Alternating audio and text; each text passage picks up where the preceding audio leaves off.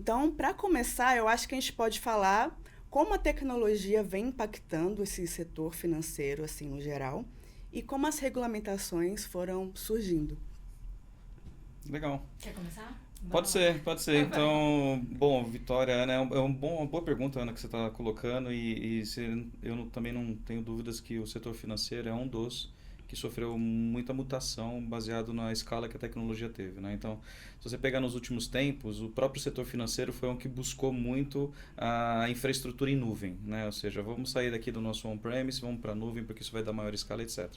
Com o tempo se provou que não é tão bem assim, né? Não é tão fácil assim.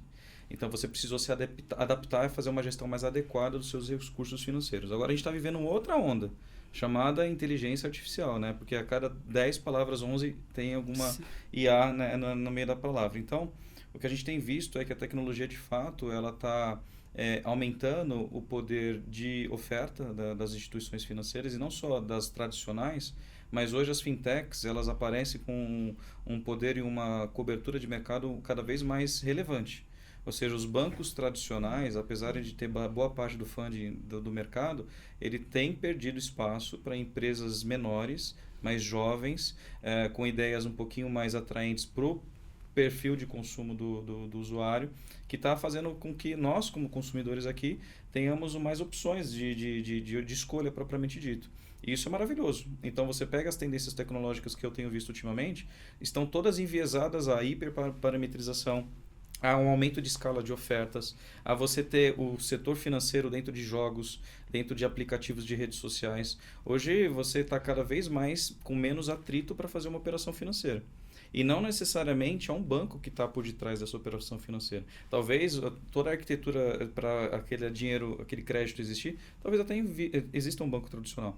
Mas você já vê hoje empresas transacionando que não têm a menor relação com o setor financeiro. Ou seja, são empresas de tecnologia, de entretenimento, às vezes, que tem ali a opção de pagamento. Então, eu vejo de maneira muito positiva essa multi-channel, propriamente dito, de serviços financeiros hoje chegando no usuário.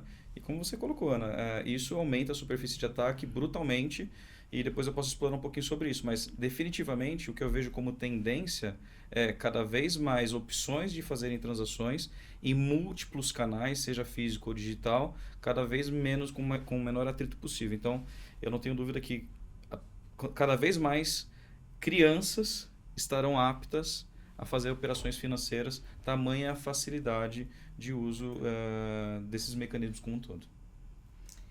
Me ocorre aqui uma história de um passado antigo.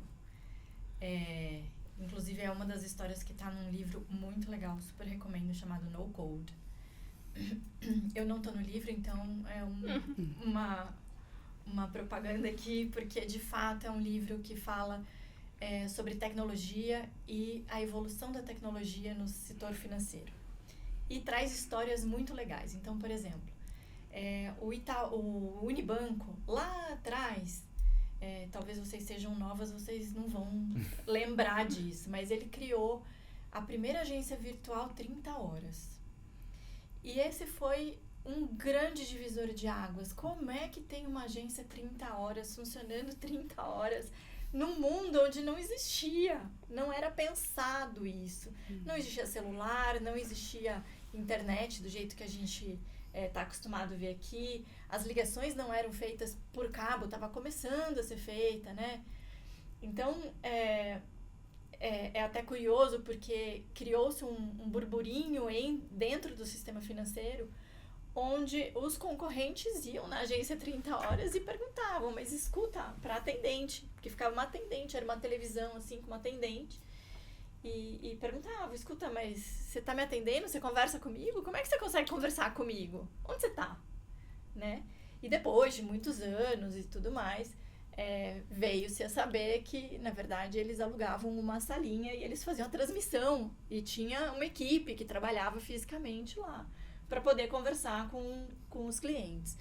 Então, você vê, numa época onde não existia praticamente nada de tecnologia, o setor financeiro já estava começando a inovar com ideias que naquela época eram ideias muito loucas, muito malucas e muito fora da caixa. Eu acho que isso só foi aumentando e com o passar do tempo, as tecnologias que foram existindo foram dando oportunidade para a gente chegar no mundo de hoje, onde a gente não tem um sistema financeiro único. A gente tem arranjos de sistema financeiro dentro de operações. Antigamente você tinha os bancos tradicionais que abriam as contas, faziam todas as suas checagens. Então você ia lá e ele olhava e falava assim: nossa, Mavi, você veio aqui, chegou, me dá todos os seus dados, me dá o seu imposto, eu vou ver, vou checar. Hoje não, hoje a gente tem plataformas digitais, a gente tem onboarding digital. Tudo isso começa a mudar o conceito de risco e o olhar em cima do risco que você está trabalhando. Então, o risco de você pegar um papel era um, depois passou a ser outro com as fraudes que se faziam no papel. Então, você precisava ter equipes de checagem que olhavam se a assinatura era aquela assinatura, se o papel era aquele documento, era aquele documento realmente ou não, com equipes de datilografia. Datilocopistas, que verificavam todos, são técnicos que verificam todos esses senãos dentro dos documentos. E você foi evoluindo. Depois você conseguia receber o documento físico via digital, por meio de e-mail. Aí você precisava fazer uma verificação se aquele e-mail da pessoa que mandou era de fato a pessoa titular daquele documento. E isso foi até os dias de hoje, onde você abre um aplicativo, você abaixa o aplicativo em segundos, abre o aplicativo, imputa os seus dados lá, em segundos você recebe uma mensagem se o banco te autoriza ou não a ser cliente dele. O que está por trás disso é um back-office incrível, hoje feito em sistemas e tecnologias.